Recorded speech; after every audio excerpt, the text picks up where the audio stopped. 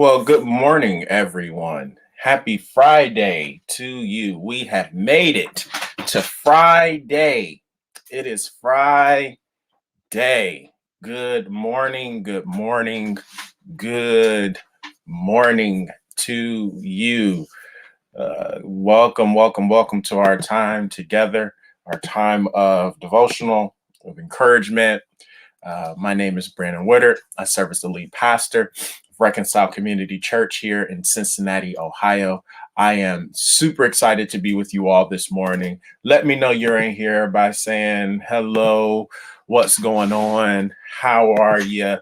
What's going on? Good to see you. Make sure you like and share our post. It's good to see some of you coming on in the room. Good to be with you all this morning. Sorry, I was a few minutes late this morning. It was so funny. I've had this cough for a while. I don't have I don't have COVID. I'm vaccinated and all of this good jazz, but I've had this cough for a while. Ooh, excuse me. And so I guess this morning, my wife, my beautiful, lovely wife, had enough of it. So she made me boil a pot of water. And you know how that goes. I was a little nervous. Sweetheart, I don't know why you got me boiling water this early in the morning. I ain't did nothing wrong. Please, this can't be it. She said, boil the water and I'll come in there in a minute.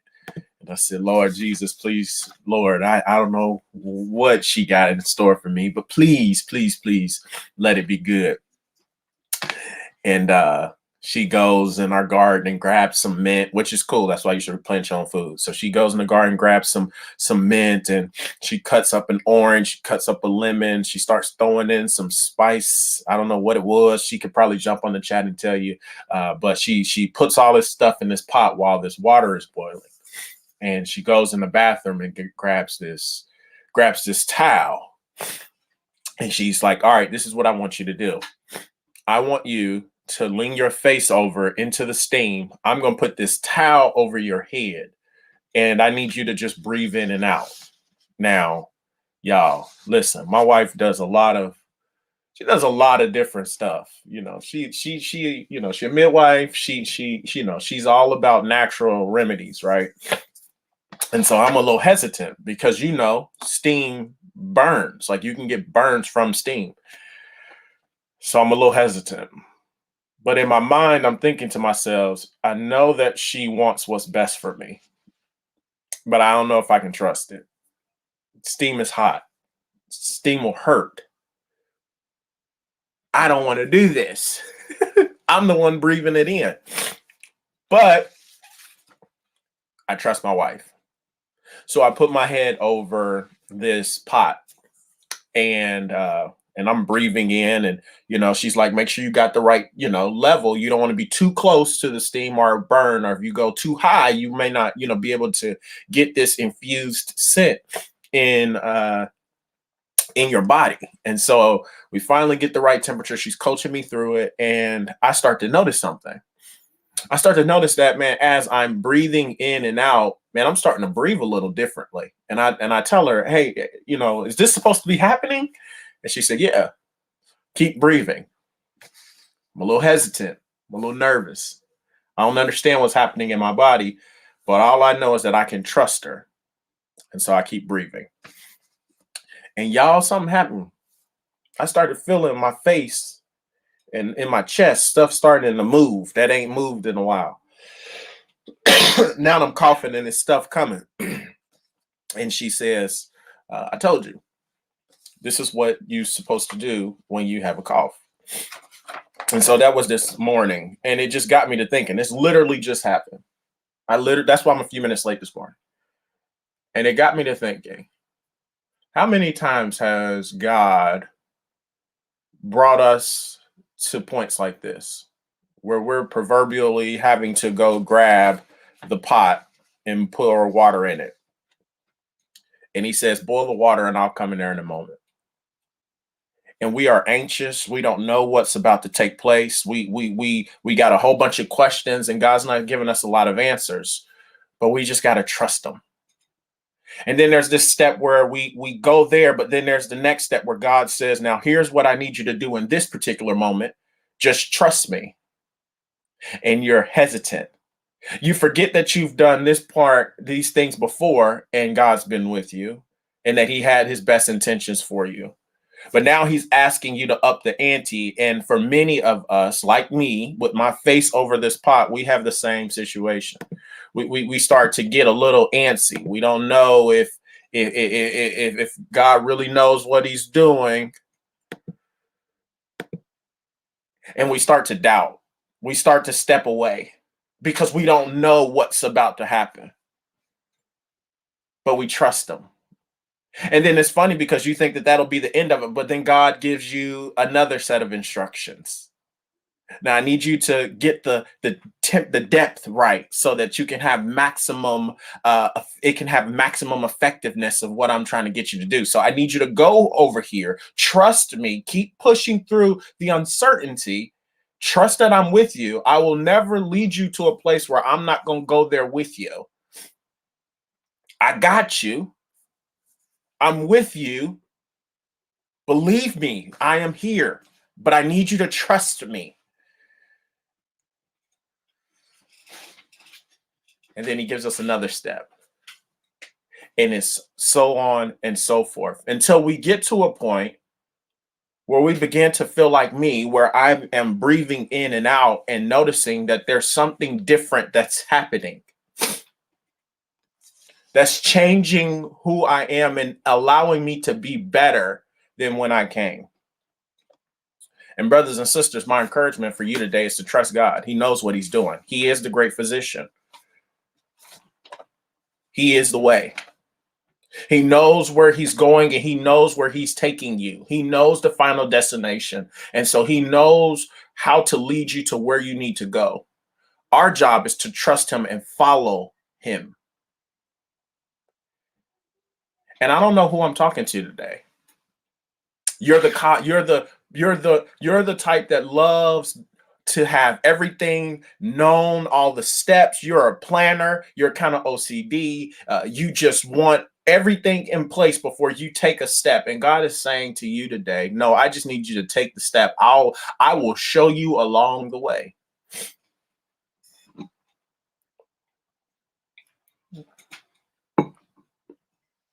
Or maybe you're someone and you've taken a couple steps, but you're getting burnt out because you're like, God, it'd be great if you could just give me all of the stuff in this next direction because I'm tired. And God is saying, nope, trust me.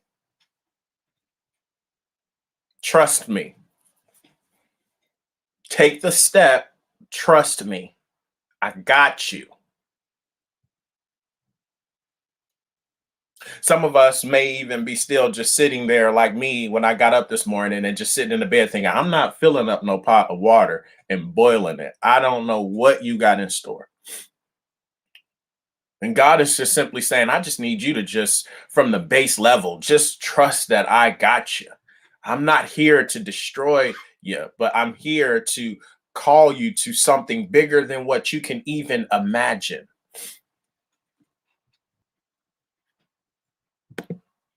We all find ourselves in a similar situation in varying stages. We find ourselves like me. But I can tell you one thing, I feel a lot better. And you know what else is crazy? I don't know if y'all can see this because you know my camera, if I zoom in on you, my skin look real good, don't it? Because Kristen was telling me something. She said the stuff that she used in the water, it's primary. This is so good. The primary thing that she uses in the water is to help, my lungs and to help my body expel all this extra mucus that's in my lungs and in my throat and my head or whatever. But she said that stuff is also used to give facials. She said, so essentially you got a facial as well. I don't know who I'm here to tell you, but man, listen, ain't that just something like God? He takes you on these paths. He takes you on this plan that He has for you. And you are thinking that God is only getting you here. Like God only wants to use you in this place, or He's trying to get you here. But here's the deal, man. God has a way of allowing you to receive blessings along the way that you never intended. You can't lose faith on this faith journey. There are things that have happened along the way that God has been doing in your life that have been blessings that you weren't even expecting. It's so funny. And one of my friends is in here now, and I know I can probably share this multiple times, but there have been multiple things that have happened in Councilman Daniel's pursuit of helping get this gun range removed. Last night they were on this call, and this is just really cool. And so the commissioner was talking on this call about the fight to remove this gun range in Lincoln Heights, and it was just really cool. There was this moment where she says, I know that this conversation is about the gun range, but I got some really good news that we just passed, some kind of, policy where they're going to free up, an exorbitant amount of money to help bring, I think it was Wi-Fi to Lincoln Heights. And it was like, I remember looking at his face on the video. He didn't think anything about that. This conversation was purely for the removal of the gun range, but there was a blessing that was happening along the way. What am I trying to tell you? Stay faithful. Don't lose hope. It may feel like God has you kind of circling the wagon, but I'm telling you, he's the good shepherd. The shepherd can see what's around the corner when you can't. There you go, $125,000 for public Wi-Fi. That's what it was. He's the good shepherd. That's why when you read Psalm 23 and he talks about the Lord is my shepherd, I shall not want.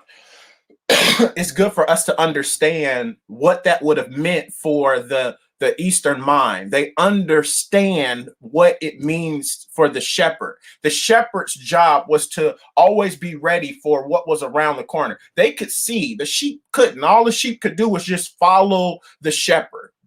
And the shepherd always was directing and guiding and leading. You're a sheep, but you have a good shepherd who knows what's around the corner, who knows what's coming along the way,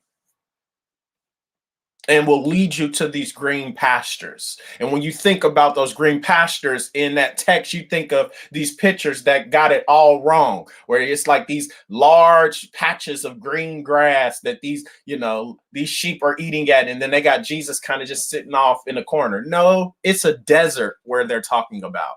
And so these green pastures would have been these small green little, like it looks like little thistle that would just pop up on the sides of these rocky areas. It would be just these small patches that will be just randomly dispersed. And the shepherd would know how to get the sheep there. And it would be just enough for his flock. And that's what God does along the way. That's just, sermons from life examples. That wasn't even what we were supposed to be talking about today. But it was just good for, as soon as, this happened this morning, I was like, man, God, what are you trying to tell me? And it was this. That you got to keep your faith. It will get tough. If it was easy following Jesus, everyone would be doing it.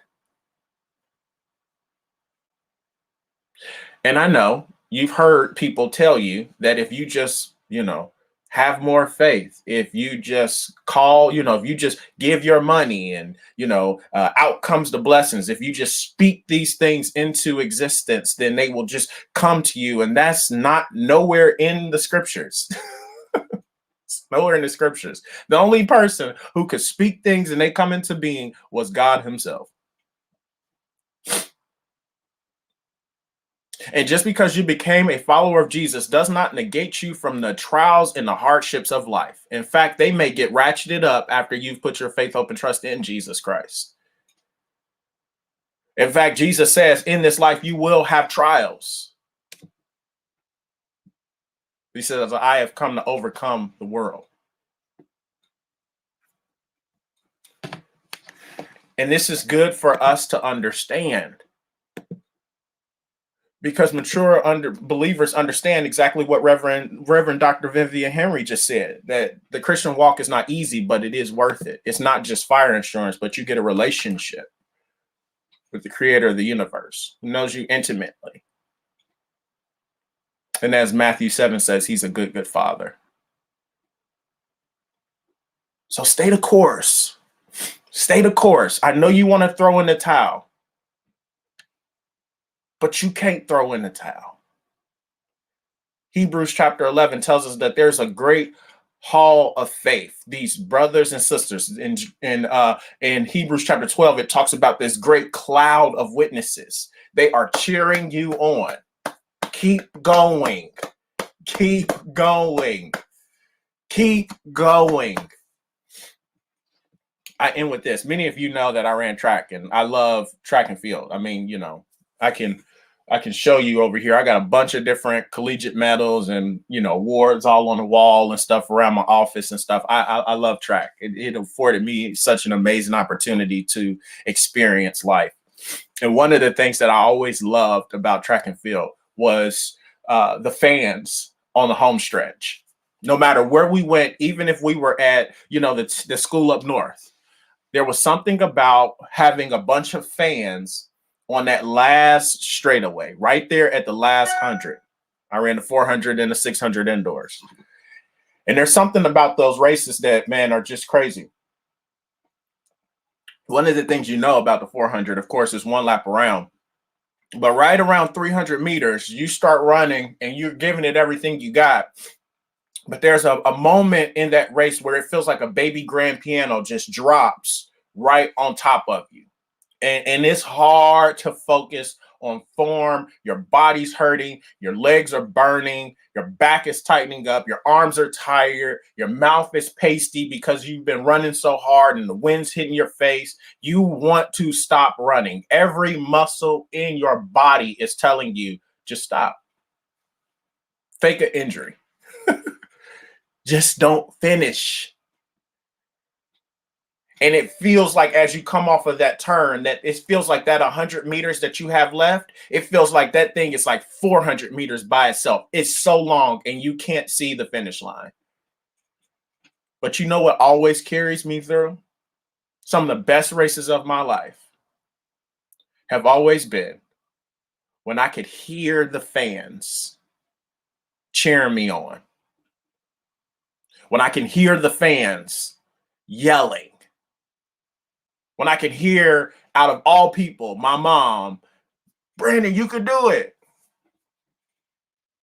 I can hear my dad, or I can hear my coach, or I can hear my teammates. There's something about them cheering me on that will give me just enough strength to either speed up or hold on until I got to the finish line. And brothers and sisters, you are in the same race. Some of you may be at different distances within the race, but nonetheless, you are in a race. And some of us have hit that spot where you've hit the wall. That's what they call it, when you hit the wall. And you're trying as hard as you can, and you're wailing your arms. You're like, you know what? I'm about to quit. Just remember, there's a crowd of people cheering you on, telling you that you can do it. Don't quit. Don't quit. Not only do you have a crowd of people, but the Hebrew writer says, focus on Jesus, who, if you want to really call him, he was that rabbit. He was the one who would have been right outside of you in this race where you could lock onto, who can help pull you around the turn. He's breaking all of the wind for you. Stay on him. Focus on him. Don't quit. Don't quit. Don't quit. Because there's the last thing that usually happens in races. That's always funny because you notice it when it happens. You can hit a wall, but if you keep pressing, there's going to come a point where runners call it a second wind. Or something happens on the inside of you that you can't really explain, but all you know is that everything gets a little bit easier. Everything gets a little bit lighter. And for a moment, it feels like all of the pain that you just felt went away. Man, if I was in here to shout, I'd shout all by myself. And the text tells us that the Spirit resides on the inside of us and gives us everything that we need for a life of godliness. Don't quit. You can't quit. God has brought you too far. He has too much in store for you. You can't quit. Keep pushing. Keep pushing. Trust him along the way. Trust him with what it is that he has for you. Trust that God knows what he's doing. He will lead you. He will open up those doors and those seasons in due time. Let him prepare it and prepare you so that you would be ready for whatever it is that he has next for you. But until then, don't quit. I know it's hard. Don't quit. Stay the course. Keep moving forward. And along the way, you'll begin to experience the blessings that God is giving you that you weren't even expecting. Brothers and sisters, I know we were doing our Lectio Divina, but sometimes the Spirit calls an audible. And today, that's what happened. I was ready to jump into some Lectio Divina with y'all, but, I'm a preacher by nature. I don't even know where most of that came from anyway. I just kind of came. But the Lord is good. And so I hope that this was encouraging for you as you set your gaze on the weekend. Finish up strong. Share this with somebody who needs it. Somebody right now is about to throw in the towel. Give them this and tell them don't quit. When you feel like throwing in the towel, you come back to this video and tell yourself, don't quit. Don't quit. You can't quit. You can't quit. God is not through with you yet. He's not through with you yet. You're still here. You're still breathing. You still got activity of your limbs. Don't you quit. All right, brothers and sisters. Well, I got to run. So much to do, so little time. I love you all. We will be back on Sunday at 11:30. We will be jumping back into our sermon series in the Gospel of Mark. And so Mark chapter 2 or 3, I can't remember where we are, but we'll be there. So I would love for you to join us on Sunday at 11:30 here on our Facebook page. I'm super excited about our opportunity to gather together. Also, I will be doing a short devotional that morning. I think it's at 9 a.m. With our sending church, the City of Promise, there in Cincinnati, Ohio. And so I'm super excited about that. Thank you to Bishop and Pastor for the opportunity to share with them as they celebrate 18 years there at the City of Promise. So we're super thankful about that. Thank you to everyone who's donated books to our book garden. Super thankful for all of that. We just keep getting books and it's just amazing to be able to store them. People are buying books and all of that. It's just an awesome opportunity there. And so just thank you for all of those things. If you have prayer requests, if you want to get connected with our church, anything like that, you can check us out on our Reconcile Community Church Facebook page, or you can go on our website. That's www.reconcilecincy.org. I would love to connect with you. We also have a way for you to we can collect your prayers as well as this. You can go back and watch any sermon that I've ever taught on that's on our website. And so there's about 2 years of sermons and things like that that's on there. We're slowly moving all of that to YouTube to make it a little bit easier for you. But until then, you can jump on there. You can watch any sermon that you want. And it also comes with sermon guides, so you can fill in blanks along the way and all of that. We just try to make it as easy as possible for you. We also have these devotionals on our Instagram page. So that's Reconcile Cincy as well. So, all right, y'all. I love y'all. Y'all have a great Friday. And I look forward to seeing you on Sunday as we jump back into our sermon series. Y'all have a good one. I'll talk to y'all later.